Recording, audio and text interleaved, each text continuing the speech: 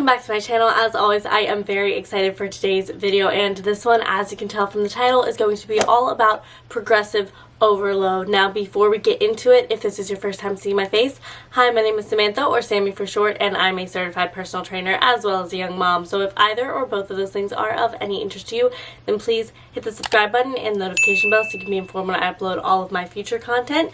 You can also go ahead and follow me on Instagram and TikTok at Sammy for short.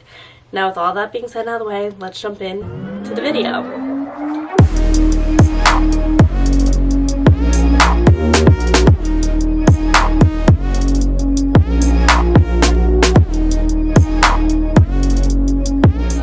Following my channel for a while, you may be happy to know that this video is going to be very short and sweet and get straight to the point, because I know, especially with my last video, I was rambling for a very long time. So we're gonna jump into it right now, starting with what is progressive overload. Progressive overload is the gradual increase of stress on the musculoskeletal and nervous system, and working on this can help build strength, increase muscle growth, and improve muscular endurance. So that's your why. So that's what it is and why you should be doing it. And the biggest reason for doing this, honestly, is to continue your muscle growth or continue your fitness journey after you've kind of hit a plateau. Because in the beginning, you can kind of do anything and, lift lighter weight, and you're going to see results because you're just starting out. However, it does get to a certain point where your body's going to get used to that weight that you were lifting before, and if you want to see further results, you have to switch it up and you have to increase what you're doing. And obviously, this is only if you want to see continued improvement as opposed to just maintenance. So you accomplish progressive overload by gradually increasing the difficulty of a workout, which will cause stress to break down the muscle fibers.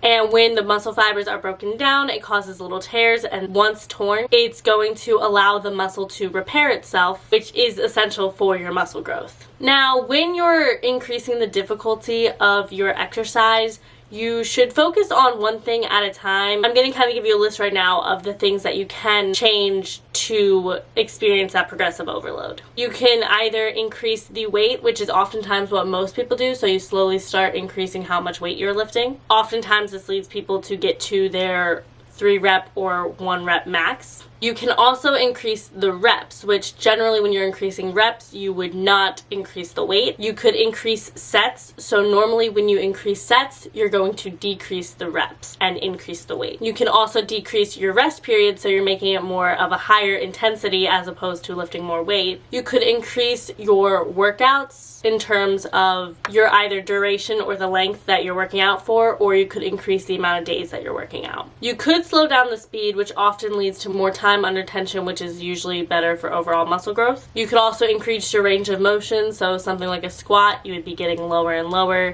just getting more depth in your ranges of motion. You could also add a hold or a pulse during your movement. So something I like to do a lot to feel hip thrust even more is I will do 10 at a normal pace, and then I will pulse for 5 at the top, and then I do 5 slow repetitions, and that's 1 set for me, and that has been the way that I've personally been able to see more results and feel it more in my glutes. However, with the hold, if you were to use the same movement of a hip thrust, you would just hold at the top for a couple seconds before bringing your hips back down, and then come up again, hold at the top for a couple seconds before slowly coming back down. As I said before, only one of these things should start to be implemented at a time until you are comfortable with kind of finding a way to mix and match these changes. Doing these things will allow you to continue to build muscle after you have plateaued, and this will also just help to, challenge yourself, because sometimes our workouts get boring. If you do the same thing all the time